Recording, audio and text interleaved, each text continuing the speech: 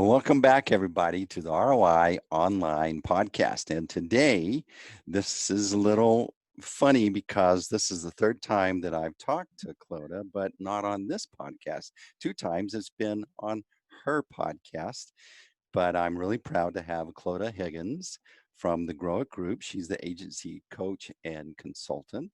So she works with agencies such as mine. She consults them, she helps them grow, and she does it all from a little place called Ireland. Thanks for having me on the show, Steve. I feel like we're old friends by now. Yes, we are. She complimented my voice on the last interview, and so this was going to be a real hard-hitting hit piece, but it's changed into a nice softball interview because of her compliments of my voice. So Take it welcome. easy on me, Steve. So, Clodagh, would you please give the folks a little background to your journey to becoming an agency coach? And obviously, from your accent, you began your life journey in Ireland, but Yeah. bring us up to speed.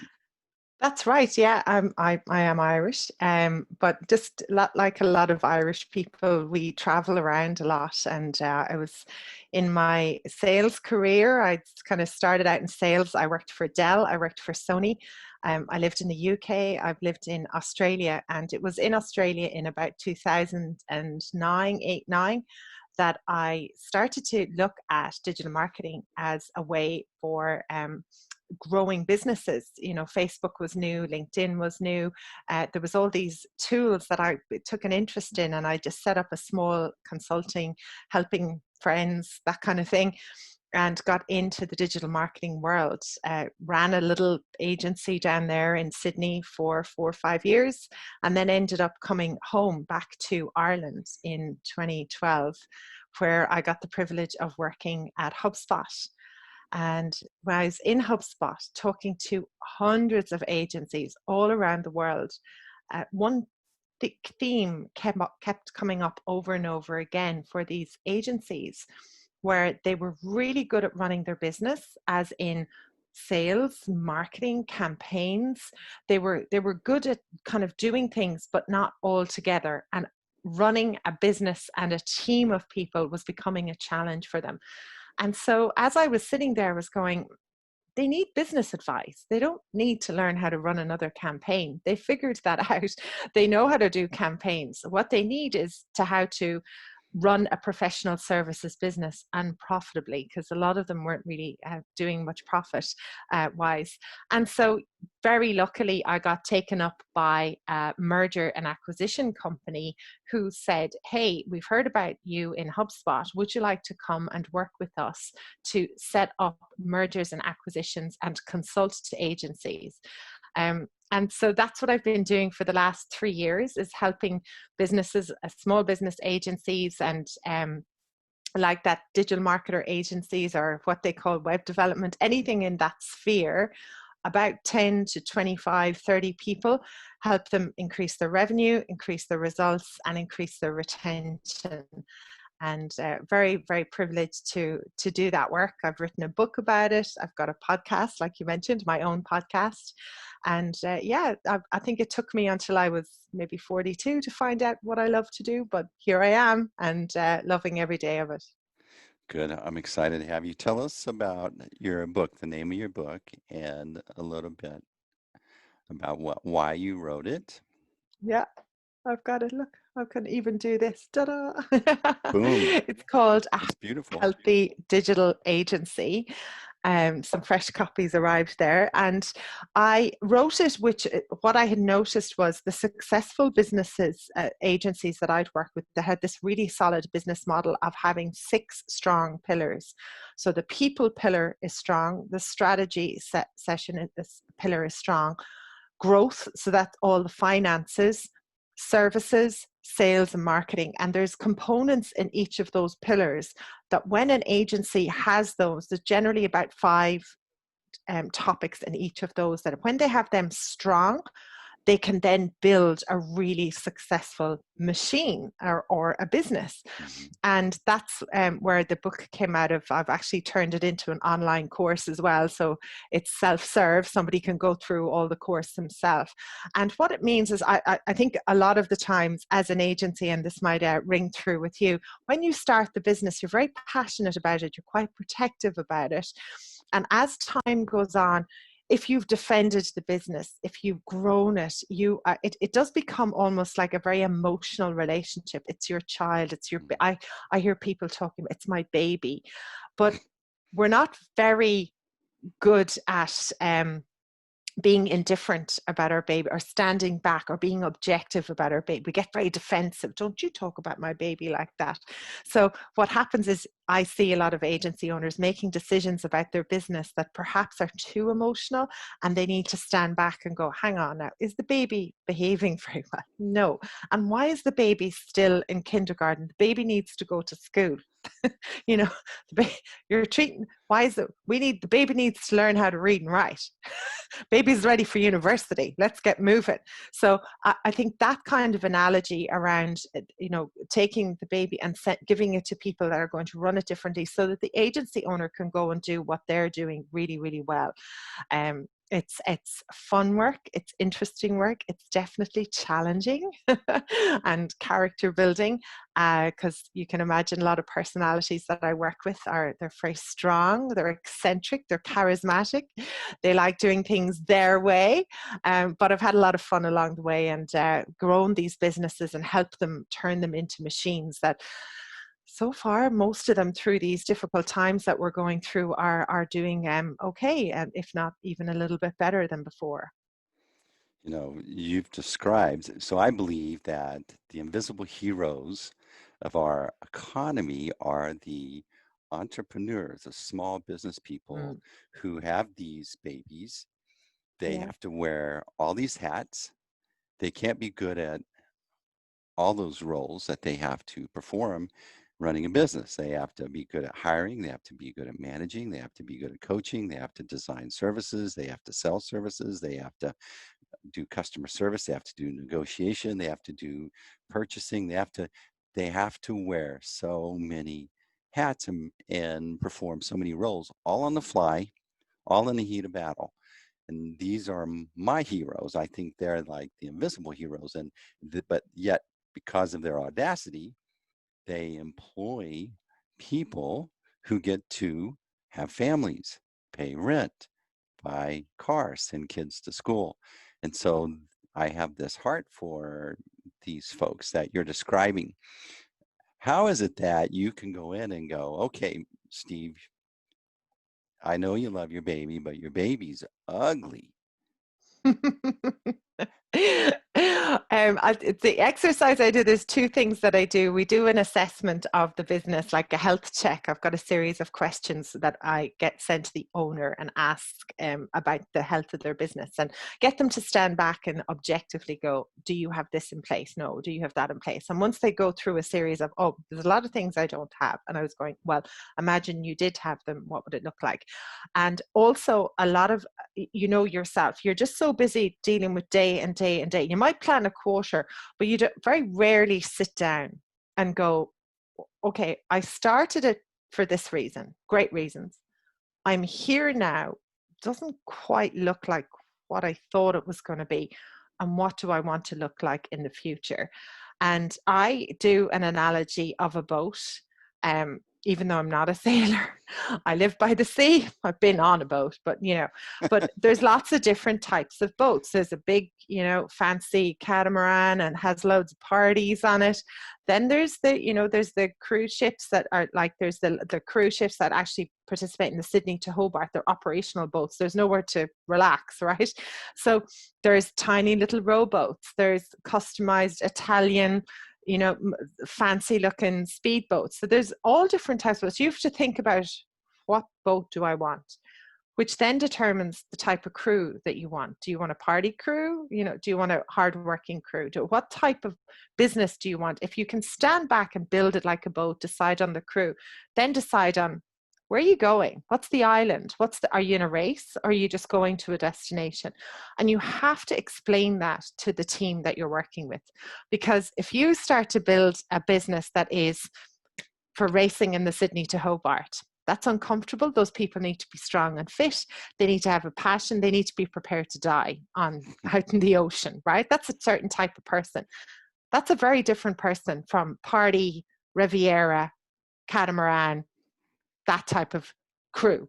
Totally. So you need to actually explain to them going, okay, I started this, I thought I was building a catamaran, but as I get into this, I want this type of boat. That means I need this type of crew, and we're going here, and it's going to take us this long. Who's in? And now you give them an option to go, you know what? I need a cat. I'm out of here. Or they go, absolutely, get me on that ship. I want to learn. I'm going to be the captain of that boat. So I think detaching and the story, why you got there, that's lovely. But where are you going? What does it look like? Who do you need all around you? And what role are you good at? If you're good up the front, great. If you're not, are you in the engine, keeping the engine going? Find the role that you're good at and sit in it. You'll still be the owner of business. You'll still be making decisions, but you need to sit in a seat that suits your personality, especially as you get older. I think, Steve, you and I, there's things I did in my 20s. I was a great salesperson. I could cold call the heads off people. Put me in it right now. I'm not a particularly good cold calling salesperson. That's okay. I'm good with that. So that's where we look at. And then if somebody says, geez, I do want help building this boat, and they hire me, I have a great exercise which starts out with a team assessment. And I send an anonymous interview to everyone on the team.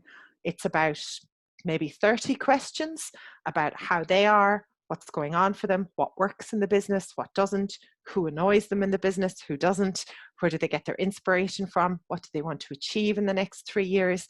And they know that they can fill that out honestly, because I'm not giving those answers to the owner. I'm going to look at the answers, and I'm going to combine them into here is a common theme. This is not working, and here's how we're going to fix it. Or this is working, so let's keep doing more of that. And then really quickly, we go back out to the team. We have a little chat with them one-on-one, just in case anything was missing. Or, they might want to fix something beforehand, but straight away, we get the owner to go, thank you for your feedback. Here's what we're going to do about it. And we're starting today. So we do the quick wins really quickly. And it's always just a brilliant exercise for agency owners to get a real handle on culture, what's happening, what's working, what isn't. A huge eye-opener. I always make sure I deliver it at the end of the week. When they're at home, I tell them to tell their partners, please don't plan anything tonight. We're not going out or we're not having a romantic dinner. I'm about to receive an awful lot of feedback about my business. There may be some emotions attached to that. So, it's always that, even for the men, it can be quite confronting to go, oh, this isn't working right now. And it's okay, but we're going to fix it. So I don't give the feedback and then let them stew. I go, here's what's wrong, and this is how you're going to fix it straight away. But I just love that exercise so much, because then it enables change management and really just unlocks things. And probably the biggest revelation from that is the agency owner is an entrepreneur. We've just talked about entrepreneurs. Mm-hmm. That personality is extremely different from an employee. Employees and entrepreneurs have totally different things. The things that they want and the things that entrepreneurs want, they're two totally different things. Employees need a lot more like structure, rhythm, predictability, career path, planning. Where's my career going? When can I take holidays? I need to go, it's 5:00. All the things an entrepreneur goes, yeah, I don't need any of that. I'll work until. And this relationship between the two, until you sit down with an entrepreneur and go, they do not need you.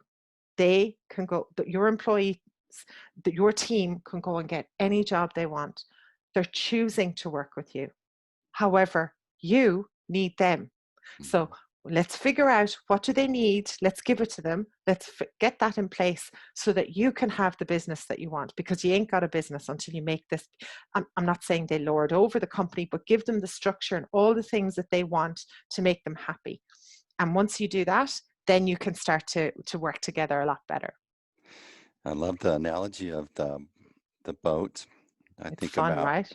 I think about my agency, but I think, that's a perennial concept to all businesses. You start off in a rowboat by yourself, maybe with one other person, and you're off on this journey.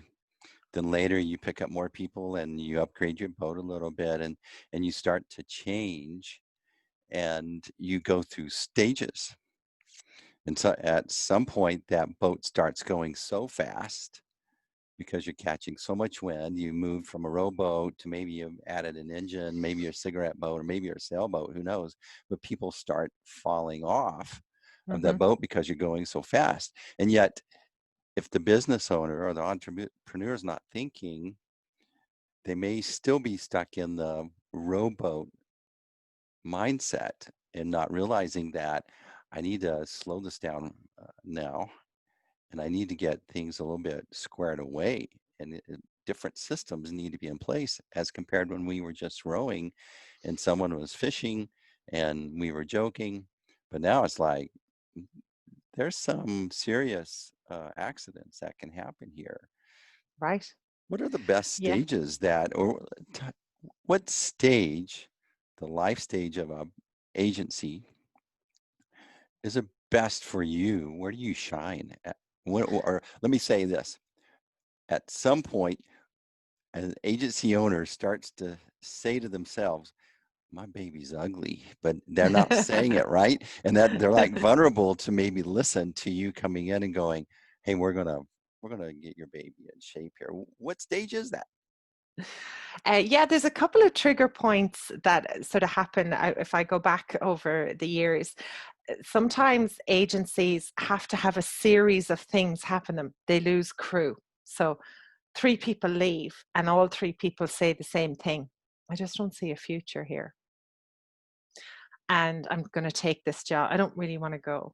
And that can really affect the agency owner. So Mm-hmm. sometimes it's a calamity of, we have all this business, we don't know what to do.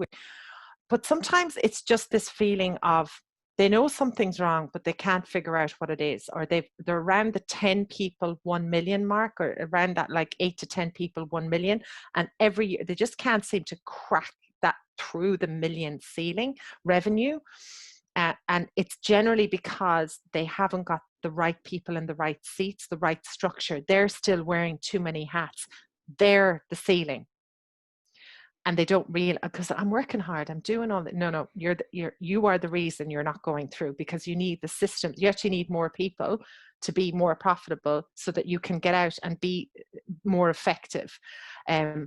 That they're the typical things. But then there's this really simple one, and I know a lot of us are locked in lockdown and we're not in our offices, but if you can think back to a time of when you were going into your own office, and this is a huge indicator for any agency owner, actually anyone in a small business. If you go in first thing in the morning, so you're the first person there, and if the place is not clean and tidy, if people haven't tidied up after them, if there's dirty coffee cups, the kitchen's a mess, you've run out of milk, or if that is something that happens over and over again, the reason you've got to go in early is because there's always someone who's going in early to make sure you never see that. It's generally a woman, because we can see things like, just not being generalist, but we would just go in going, God, every time I come in here, you know what, I'll go in 5 minutes early and I'll tidy up just for the sake of peace and quiet, right? Mm-hmm.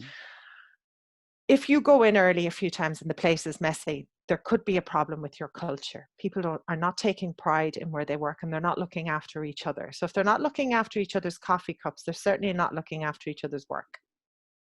Wow, that's impactful. We have a lot of story brand guides that listen to this podcast. And so they began maybe solopreneurs, Mm, or maybe they have a small team, but they're trying to figure out how to scale. They're trying to yeah. figure out how to create services that they're very come into their own. figure out what their unique value is, and take advantage of this opportunity. What's some advice that you have for them?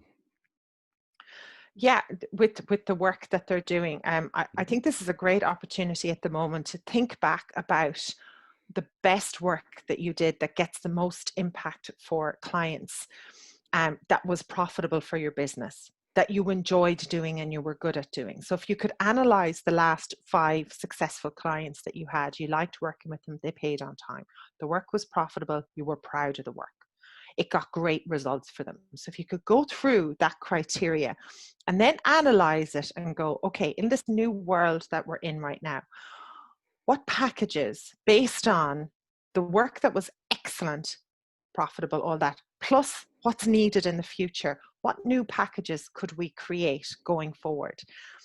And start there. And perhaps look at, maybe it isn't the industry that you were used to working in, but take the work and put it in a box, create a box and talk about the box, going, we're really good at that box because we're experts in it. It gets great results for you, and we love doing that work. And when we love doing work, we're so bubbly and happy, and it's easier. So a lot of agencies do work that they go, I should be able to do that. Maybe pick your lane and outsource the things that you really don't. If you don't love SEO, don't do it. Right now, it's a full-time job. It's a full-time person on a full-time job. It's not something you kind of add in. So I think that's just, right now, it's an incredible time to really analyze the packages that you went, when we did that, that was great work. And also analyze the personalities of the people that you were working with. What was it about Jack that you really liked? There's something about his personality. And then going back to those people and go, that work that we did, we really want to do more of that. Do you have anyone that you could recommend us to? It doesn't have to be in the same industry, because you want to get that personality vibe of an open person, somebody who's good to work with, somebody who can handle the falls as well as the highs. And start to build out from a core work and then a sideways on the personas, as opposed to this industry. If does that make sense? Totally. I realized, I went through that process as well, trying to figure out, all right, so we had some attorneys, we had some surgeons. I'm thinking, okay, then maybe that's what we're going to do. And then the oil and gas company popped up. What I realized the common theme actually is you had a progressive thinking business owner. Yes. And Yes. that became what I was looking for. They need to think progressively. They need to know, they need to already come to you. They've already gone through the process. I didn't have to convince them. They already had decided, I need to make a change here because this is my future. I'm just trying to figure out who's the best person to help me, or a best agency to help me go to the next stage. Yeah. And that was an epiphany that I had, and it really started to resonate with us. And then I designed a package, and named it. It's a very defined scope of work. And that really resonates, clicks, and they love it because they learn, they get clued in, we partner up, if you will, we start to go together side by side, and then it becomes more of a partnership. But it took a Awesome. long time to develop that and test it and Yeah. iterate. Yeah. Yeah. And we get told sometimes, oh, pick a niche. I never really embraced that advice when it was given to me at the time. I never shared that with people. I go, pick a couple of niches, let's not, because right now there's some agencies who did put all their eggs in one basket, and that could have been all hospitality, or could have been all recruitment, or could have been all travel. And right now so I think thinking about the work, the really great project that you went, geez, we love doing that if you could do that over and over again and get better and better and better at it. And interesting enough, I feel like I'm show and tell here. I'm reading this at the moment, Profit Yeah. First. Yeah. By And Mike. that's, oh, yeah, I don't know how, Michael Willowitz. That's easy. That's easy for you to say. Yes. I know. And that's what he talks about, is going, what do you do the best? What's the best work that you do that's profitable? Like, what's the best work that you do, gets the best results for your clients, and it's profitable? And I think now more than ever, you've got to think about what is the work that people are going to need.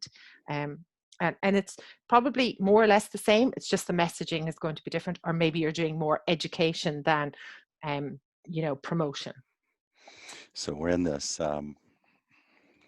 social distancing world right now, and working remotely, and we've had additional barriers or hurdles thrown in our way. It's tough enough to run a business, and you have your ups and downs, but now we have these additional hurdles. It makes it hard. It's something that's really testing a lot of folks. What are some things that you're noticing that some of your agency owners or the folks that you're working with that are doing that was impressive or inspired you, that you'd love to share with us? Yeah, I've so many stories, but I think the kind of the one that I've seen, which was starting before all of this. If we wanted to look at, I've been watching Impact, and Bob and Marcus are good friends of ours, an agency in Connecticut. And a long time ago, they started to pivot their business into more training, consulting, teaching clients to do the work, enabling the clients to do their work. They were building academies and online training courses.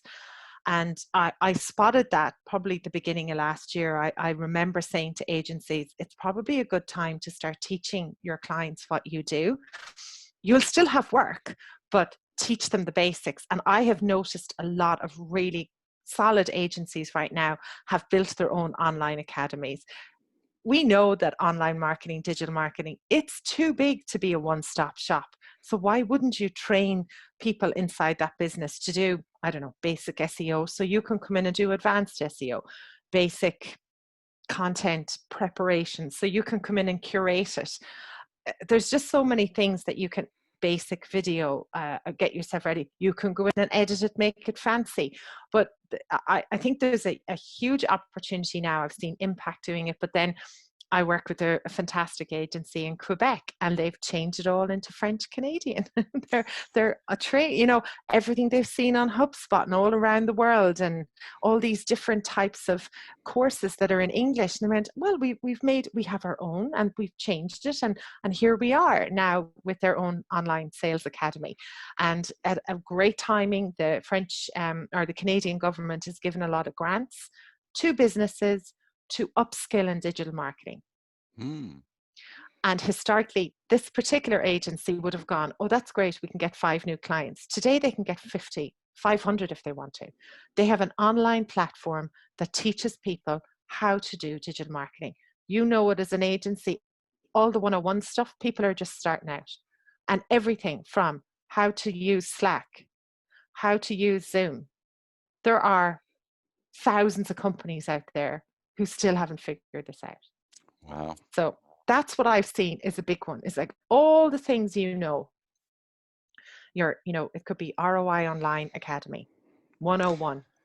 Well, we are in the middle of, so we have what we call the quick start. It's a 4-month sprint or a semester, and we're like Chip and Joanna Gaines will come in and flip your house, right? And then I love it. And we do it with you, and then we'll pull it back, and everybody cries. It's so beautiful,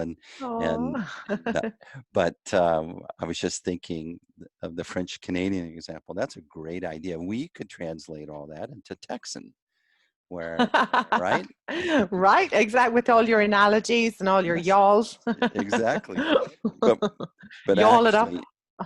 we're about to launch what we call the Quick Start Academy. So we're moving that way. Brilliant. So folks do want to learn it, but in that audience that come and attends your academy, there will be a percentage of those that will go, I like working with this team. I think that we'll go ahead and outsource more to them. And so we're excited about that. To have the model already in place, we're just about to launch, and that's why I'm doing this podcast, is to help promote. Oh, brilliant! Well, there you go. You're streets ahead already. I think it's fantastic, and I think if you've been in the agency world for a while, you have grown out of the basic work. You want to do more challenging work. There's so many new things that are coming around at the moment that you're like, I want to do that work. So you need to train people on the basics so that you can go and do the advanced stuff. Yeah. So I'm interested. Give us an example of an agency, or in this case, let's say do you just work with agencies, number one? Yeah. Okay. Not just, it's kind of interesting. I do performance coaching with individuals as well. And the work that I do, it can apply to a small to medium sized business as well. I've just sort of happened into the agency world because that's where my sort of natural network was. But the principles that I work on business, it's any business really. So it can be one-to-one. If I was a solopreneur or a story brand Yes. guide or whatever, Yeah. I would. Yeah. Awesome. So give us an example of someone that you didn't have, you were really concerned whether this was going to really help them make the curve. And then it was like a proud, fulfilling project that you worked on. Wow. It's almost, yeah, I probably, there's actually most of them are, because they're very strong personalities and they know they need the help, but there's a little bit of resistance there. You can tell that they're like, oh, you fix it. And I'm like, no, you, no, you need to change. It's not me magic. The hiring of me ain't going to magic this away. And I think the moment that I feel the proudest is when I physically see the agency owners after I work them. Generally, when I start working with them, you can tell there's lines, there's stress, there's sleepless nights. I work with husband and wife teams. A few of them are usually, I'm in the middle of a row. They are arguing with each other about how the business is running because they're at opposite sides, and I have to break it up and go, I'm going to talk to you in a minute, and I'm going to talk to you here. So generally, in every instance, there is a set of angst. Something's not working. There's sleepless nights. It's stressful. And once we kind of unpick the things that are going to be done, and the first few weeks are quite challenging because a lot has to be done very quickly, because as soon as the team here is consultant, they get a bit spooked and they're like, oh, changes are coming, and you have to address that and go, I'm here to fix what's broken and improve what isn't. That's what I'm here for. So we have to move really quickly. But I physically see there's always a point where after a few, it still starts at the beginning. They're like this, like stress. And then there's a couple of calls that come in after a period of time, and they come on and I can see before they say anything. And I'm like, oh, brilliant. It's clicking. They're starting to sleep better. They're starting to communicate better. They can see what's broken and they know what they need to do to change. And they know they've got to change themselves. They look better. Some of them have lost weight, have taken back up their hobbies. They're getting on better as a couple, or they're just genuinely much happier in their business because it had been running out of control. It had been having a tantrum every day.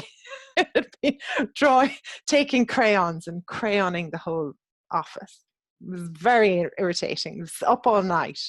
But now the baby's sleeping, it's behaving, it's dressed nice, it looks nice. To use the baby and the boat analogy. One of the things that I hear, one of the reasons I started this podcast is because I had this experience where I sat with other entrepreneurs in this class. And when I just remember this point going, oh, they're experiencing the same thing. I'm not crazy. Yeah. I'm not alone. Yeah. They're going through the same yeah. things. Huge one. Do you hear? I don't know how many times I've heard that. Oh, I'm not crazy. Yeah, I'm not crazy, or I'm not a failure. Like that's what I'm reading in Mike's book. Is there's a lot of things in business are set up in certain ways that are actually set up to fail. Like that, if you can actually survive, but it's an inevitable failure. The way the businesses and entrepreneurs and life is. Sometimes business they're just not set up, no matter how hard you work or how many hours you give. And yeah, that is the number one. After somebody talks to me, I go, it's okay. There's a way out of this. You're not alone. You didn't do anything wrong. It's fixable. And then you can see them, oh God, thank God. Okay. That's admitting you feel alone. And like you said, you can't talk to your employees. You can't go sit down and just have a beer and Oh no. because they don't understand. Not because you're you're better. It's that actually you're more weird because you actually tried to pull this off. But to have someone to talk to, and there's something about not feeling alone and realizing that you're not a failure because you know all your uglies. Mm. But Yeah. really, you've done a lot of good stuff, but Yeah. you're often focusing on all the mistakes that you know about. That's right, because we're kind of hard on ourselves as entrepreneurs as well. I also feel for business owners who are married and wives and kids and things like that. So there's a whole set of eyeballs. If there's 2 kids and a wife at home, there's 6 eyeballs. Mm-hmm. You walk in that door, who need things, who expect things, who want things, who you made promises to, and that can be quite hard as well. There's no, I'm sorry, I can't get you your new car, love. I know I promised that to you. And then sometimes that alienates the entrepreneur. They start working harder. They don't want to go home until everyone's in bed. They don't want to see the eyeballs.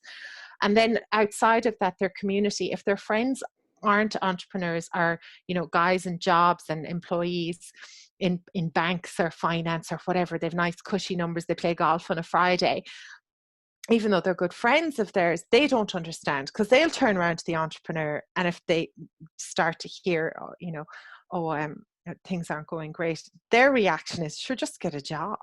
Yes. And they Sure. don't understand that can for us could basically make us like our skin crawl, or I can't just get a job, and there's so many reasons, but to them, it's really, well, sure, if it doesn't work out, get a job. And you go, oh, no, you don't understand. So I really, really feel for the entrepreneur. And that's why I'm super passionate about the podcast, so that people listen to all the highs and lows. There's been, if you don't listen to, a good few of those episodes and identify with that mistake and that mistake, we'll cover it. We cover them all.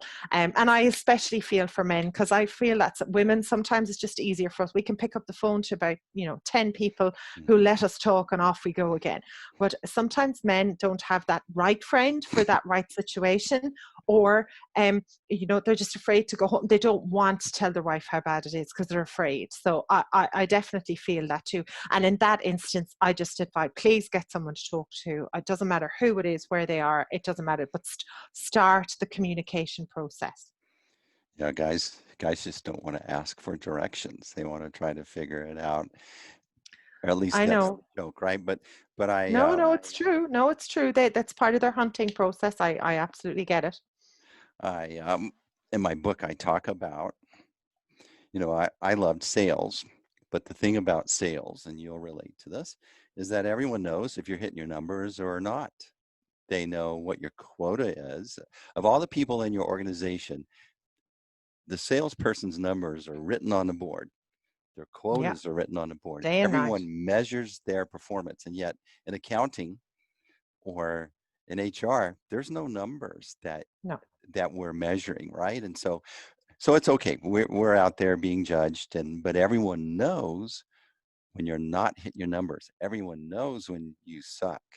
And being an entrepreneur, you were just talking, when you go home, everyone knows when you're not hitting your numbers.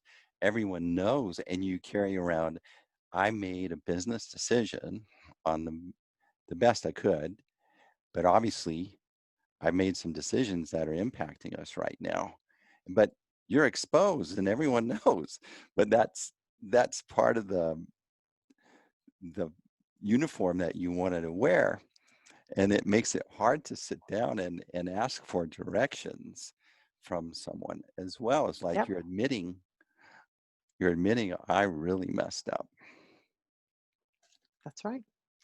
So do they cry? Do you have some Oh yeah. right? Yeah, there's always tears at some point, usually frustration, and yep, but that's good, because it starts great. Okay, you feel something about this. I also do say to them, you can go and get a job. Like, there is nothing wrong with that either. Well, I do put that option in front of people right now. Sometimes agency owners did not realize how absolutely ridiculous days can be. And I know many agency owners who just went, you know what, I love the work. I do not love managing the people and all the hats. And so transitioning into jobs, and there's nothing, the world is different. You can go off, and I did it. I had a business, I took a job, I did a business. Who knows what I'll do? It doesn't matter. Just be happy. A lot of us started this agency, this business, because we tried really hard to get a job, but because we were just a little bit off, we didn't get hired, or the ones that we worked for, it was just frustrating to watch them run their business the way they were. And if we were really honest with ourselves, we would go, I shouldn't be sitting here complaining about how they're running their business. If I'm so smart, maybe I ought to go put myself out there like I'm doing. And that's why we're here. It's like, and that's why it makes our skin crawl to think that we're going to go get a job. I'm admitting I don't fit anywhere. Right. So, but sometimes, like, I went back and took a job with HubSpot, and I was 40, average age was 25 in the company. My boss was, considerably younger than me. I was older than the managing director of the company. But I did it for a specific reason. I went in, I had goals to achieve, and then moved on. It's different. It's not, things aren't forever anymore. I think we've learned that. Yeah, I think that the non-traditional way really is the traditional way, meaning that what's been we grew up thinking was the way that you're supposed to go about your professional career is not a one size fits all. There's not a standard that you should measure yourself by. You need to figure out what your niche is and really go. Absolutely. So now you're a power lifter, right? That's right. Yeah. Not so much recently. I've got some trophies from the past, and there's no competitions obviously on at the moment, but I still train. I train every day. So how does that help you manage your agency owners better? So I started powerlifting when I was 42. It was my first competition. And the following year, I ended up qualifying for the Irish team. So I was 43 when I was representing my country on the world stage. And I had to learn how to compete. I'd never competed internationally or nationally in big competitions. So I had to learn how to manage my mindset, imposter syndrome, how to perform under pressure, how to prepare, make sacrifices for preparing. I did a lot of traveling, so I was training. I had to make use of finding a gym, and I used to message, it's not Soul Cycle, powerlifting. It's not pretty. And I would be like in the weirdest places in the world, walking into gyms that were basically like the smell of testosterone would knock you out. And there I am walking in the door, benching more or less what most of the boys are benching. And it was great crack. I used to text my coach and go, geez, you never see where I am now. This place is a warehouse with men in it, and sweat and weights. And that's it. A box, in the middle of nowhere. And so I think what that took me towards was a performance coaching, is to help people going under pressure, and also working with agency owners. So I'm not only just fixing the ones that need a bit of help, but I am working with agency owners that are personally trying to figure out, where do they want to go? What does life look like? What do I want now? I've actually got the successful business, and it's okay. And there's other things I want to do. Maybe they want to sell the business. Maybe they want to sell and be a part of it. Maybe they want to sell and get out of it. And I think the powerlifting, it's an amazing community, and it's such a feeling of power to lift something heavy, especially as a woman. Because we were told, sure you can't lift that. Men are always running around picking up things for us. It's great. Or can you manage that? Is my favorite line at the moment. Can you manage that? And I'm my beer. Yeah. Let me show you. I'll be all right. Pick it up with one hand. It's great crack. So I encourage definitely women to lift weights, and I also bring that story to a lot of people going, never say never. If you'd have told me as a teenager you'd be lifting for your country in your 40s, I would have gone, nobody does anything in their 40s. You know, you're basically invisible. You may as well like go to the nursing home when you're 40s. You know, that was how we grew up. It was like, oh, when you're 40, it's all over. And I was like, it just started when I was 43. So yeah, love it. And need to, I've a bit of work to do on the numbers, but I put a gym in the middle of the house, so there's no excuse. Awesome. So Clodagh, those that are listening to this, how can they connect with you and find you? Tell us your name of your podcast, where they can buy your book, how they can Yeah. connect with you. So Agency Life is the podcast, and growwithgroup.com is where everything is. The book is a happy, healthy digital agency, and that's on all the Amazons, the Kindles, and I even recorded it in Audible if you want to listen to this Irish accent for 4.5 hours. Awesome. Awesome. I recorded mine as well. So mine's out with Texas accent here in a couple of weeks. Boom. Isn't it the funnest experience recording your own book? Yes, it was amazing. It was a different set of heavy lifting, if you will. Oh my God. I've done videos and scripts, and I'll read till the cows come home.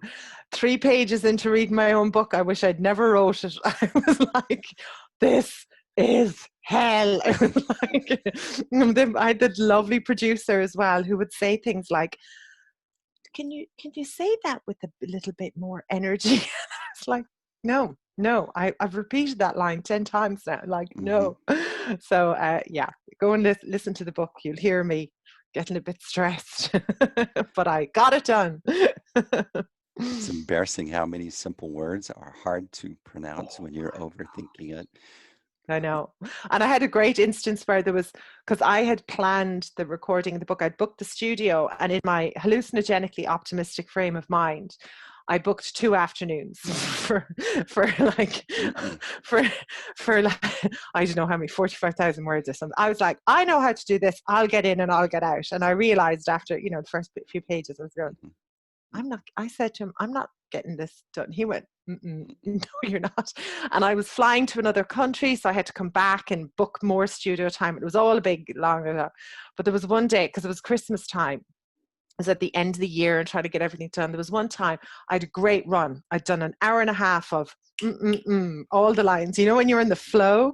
So the whole thing, the paragraph was like,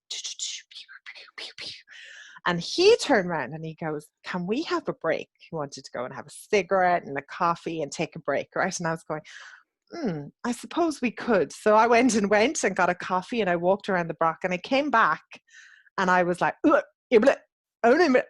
I stumbled over every word, and he just looked at me and he went, did you go to the pub? I was like, I did not go to the pub. I'm here to do a professional job. And he goes, well, you can't say anything. And I went, that's it. I've got to go home. And that was the end of the set.